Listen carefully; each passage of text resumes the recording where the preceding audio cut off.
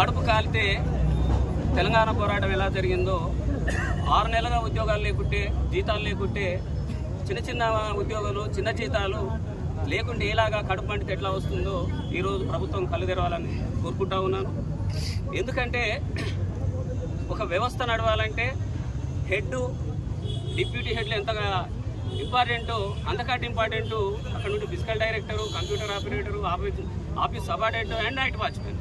ఈ అందరు లేకుంటే వ్యవస్థ నడవాలి. ఒక టీచర్ లేకుంటేనన్నా సబ్స్టిట్యూషన్ ఇంకో టీచర్ను పంపిస్తారు, 2 టీచర్లు లేకుంటే సబ్స్టిట్యూషన్ ఇంకో టీచర్ను పంపిస్తూ ఉన్నారు. స్కూల్లో 10 మంది టీచర్లు లేకుంటే ఒక్క పీఈటే ఆ స్కూల్ అంతా కంట్రోల్ చేయగలడు. మరి అంత కంట్రోల్ చేసేగల శక్తి ఉన్న వాళ్ళకు ఈరోజు 6 నెలల నుంచి జీతాలు లేవంటే ఇది ఇక్కడ శోచనీయం. మిత్రులు యాదగిరి కానీ, శ్రీకాంత్ కానీ, ఆంజనేయులు కానీ ప్రతిరోజు ఫోన్ చేస్తూనే ఉన్నారు, సార్ మా పరిస్థితి ఇంతేనా, మా పరిస్థితి ఇంతేనా అని. మరి ఇది ఒక్కరి చేత కాదు, ఇది గవర్నమెంటు ఏనుగు లాంటిది, దానికి అంకుశం కావాలి. రాష్ట్రంలో ఉన్న అన్ని మోడల్ స్కూల్లో 774 మెంబర్స్ ఉన్నారు.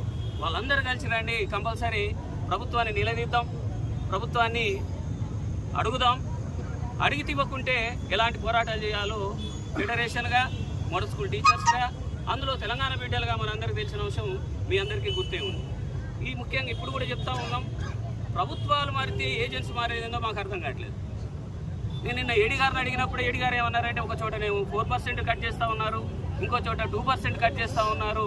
మరి ఇది క్వాలిఫికేషన్ సరిపోవట్లేదు, ఈక్వలైజేషన్ కావట్లేదు, అందుకోసమే సాలరీస్ లేట్ అవుతున్నాయి అంటారు. నేనేమంటున్నానంటే ఏజెన్సీ మారినా ఎవరు మారినా కానీ ఒకసారి ఏజెన్సీ ఉద్యోగం తీసుకుంటున్నప్పుడు ఎలాంటి నిర్ణయాలు ఉంటాయో అవే నిర్ణయాలు ఉంటాయి.